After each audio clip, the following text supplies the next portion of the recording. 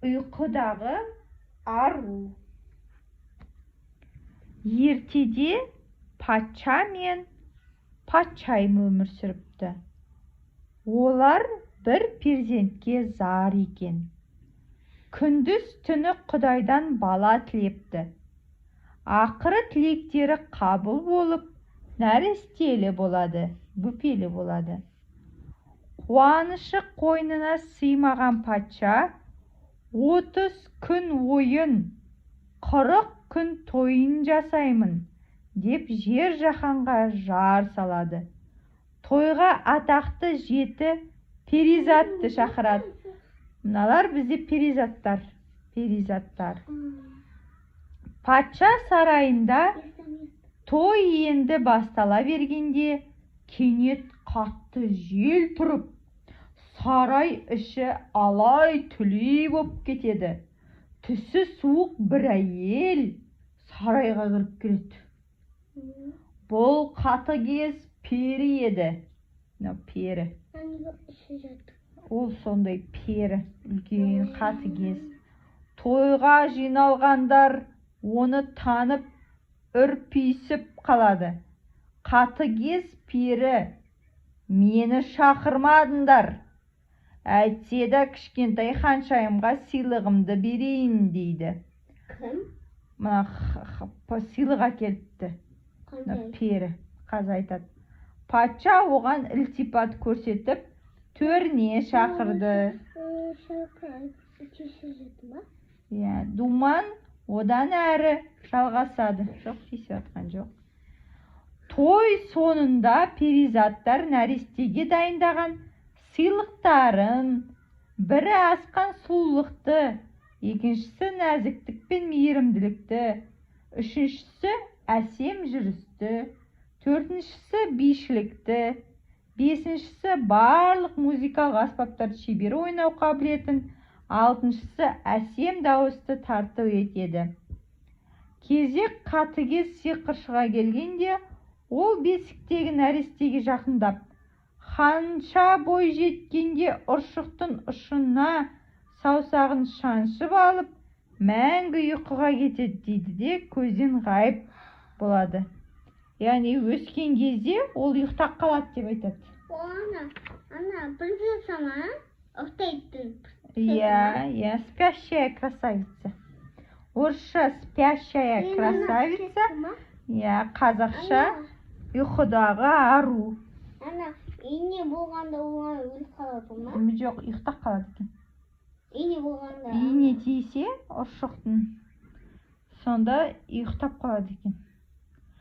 Сарай іші абыр-сабыр күйге түседі. Сол сәт сыйлығын айтып үлгермеген 7-ші перизат 100 жылдан кейін бір ханзада келіп, ханшаның бетін сүйеді. Сол кезде ханша ұянып, қарғыс күшін жояды дейді. 100 жылдан кейін бір ханзада келеді дейді. Сол бетін сүйеді екен. Сонда оянады. Кім бетін сүйеді? Ханзада, жігіт. Ханзада. Ханзада? Қазір көресіңдер. Келесі күні патша уәзірлеріне сарайдың іші сыртындағы ұршықты, инесі бар заттың бәрін жоюды бұйырады. Мынандай инені тығып қояды бәрін. Айта ғой.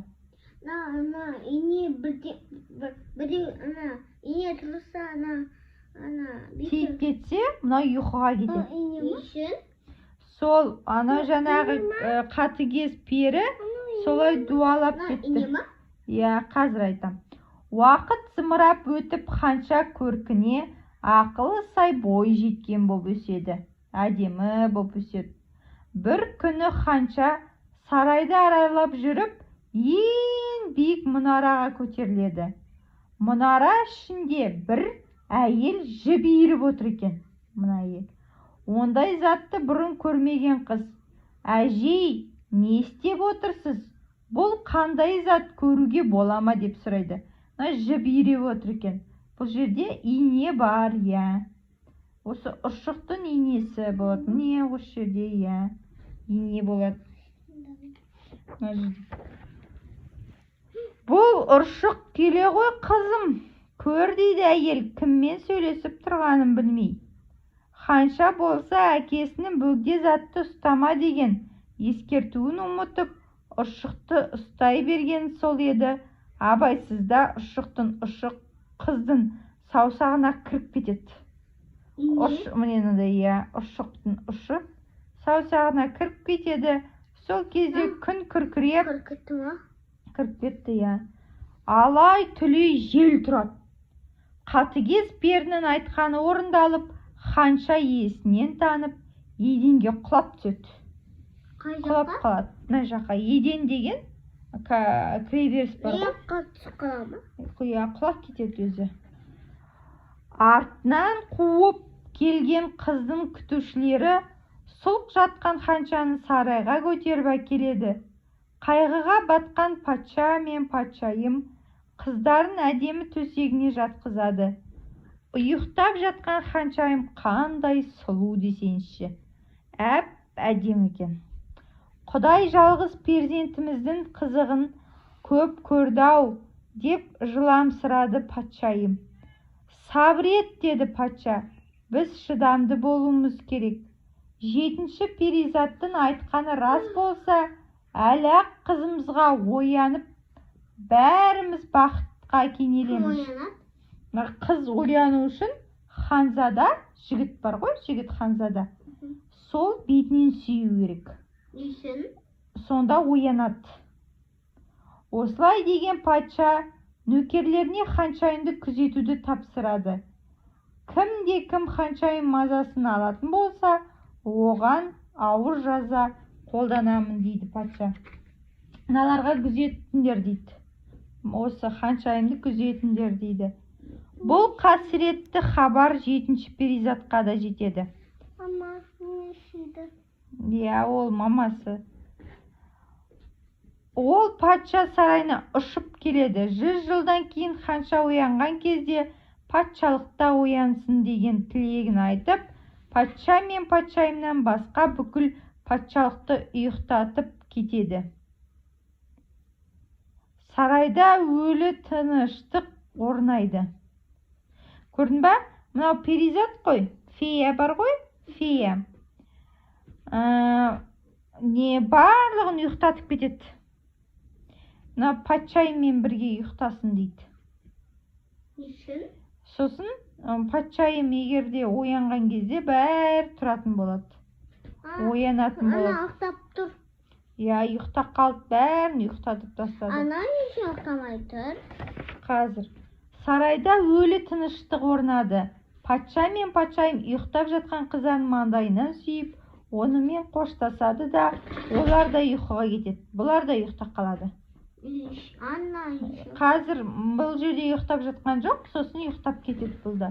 Бірақ мұнымен уақыт тоқтап қалмады. Күн артынан күн, жыл артынан жыл зымырап өтіп жатады. Кезінде атағы жер жарған патшалық енді бірде бір тірі жан жоқ өлі қалаға айналады. Жұрт қарғыс атқан жерге жақын жүруге қорқады. Но патшалықтың бәрін ұйықтатып тастайды. Бәрі ұйықтап қалады. Қазір сарайдың іші сыртын қалың ағаш басады. Нағара. Қалың ағаш басып кетеді. Ағаштың қалың өскені сондай сарай көзге көрінбей ұмыт қалады. Оған барар жолды тікенектер қаптайды.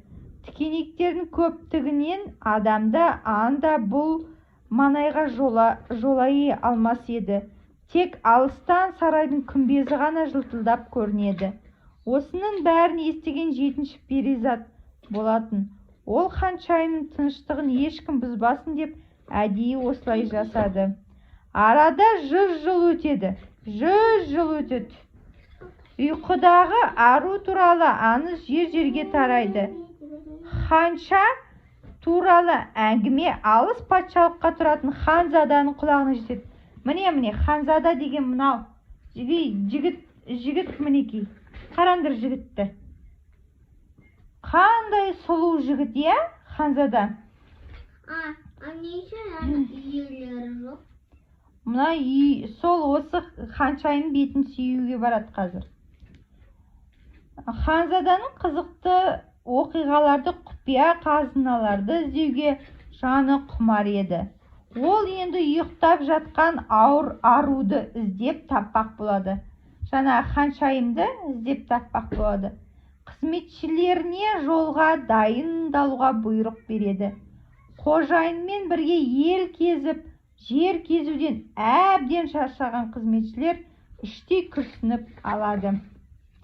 Мінекей, Ханзада ұйқыдағы патшалықта ұзаққа жылдар бойы іздейді. Ұзақ жылдар бойы іздейді. Бәрінен сұрайды, адамдардан, ауылдардан, қалаудан бәрінен сұрайды. Қаншама ел жұрттан сұрастырса да ешкім ештеңе білмейтін болып шығады. Бірде ол жолдан бір шаруаны кездестіреді. Одан жөн сұрайды. Шаруа Ханзадаға басын иіп, «Уа, қайырымды Ханзада, осыдан жарты ғасыр бұрын осы жерге жақын маңайдағы сарайда әлемдегі ең сұлу ханшайым ұйықтап жатыр деп естігенмін. Мен ол кезде жас едім. Білетінім, ол қызды патшаның баласы ғана бетінен сүйіп оята алады екен дейді. Мұны естіген Ханзада жүрегі дүрсілдеп қоя береді. Ханшаны мен оятпағанда кім оятады деп ескі сарайдың күмбезі көрінген жаққа қарай шаба жөнеледі. Міне, бұлар ұйықтап қалған.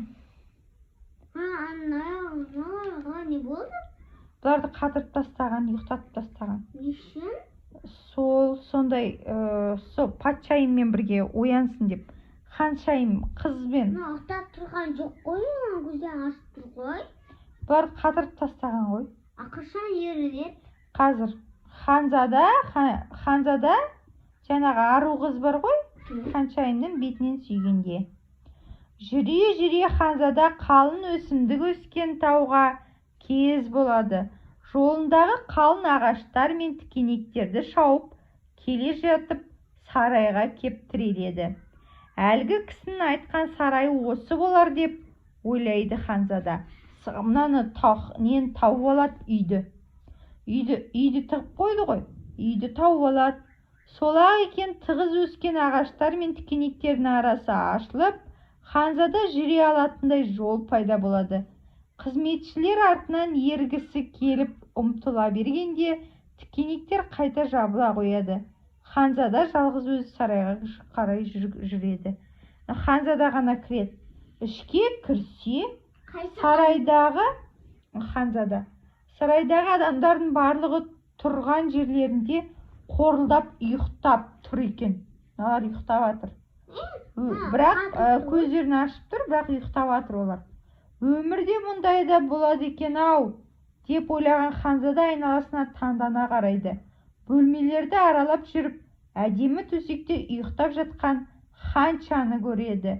Ханзада оған көрген бойда ғашық болады. Жақсы көріп қалады қызды.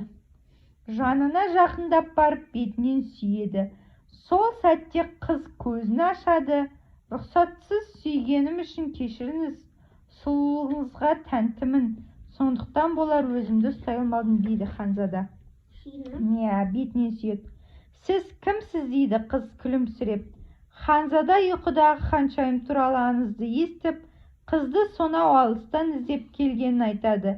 Осы кезде ханшаның төсегінің жанында ұйықтап жатқан патша мен патшайым және айналадағы адамдардың бәрі бірінен соң бірі ояна бастайды.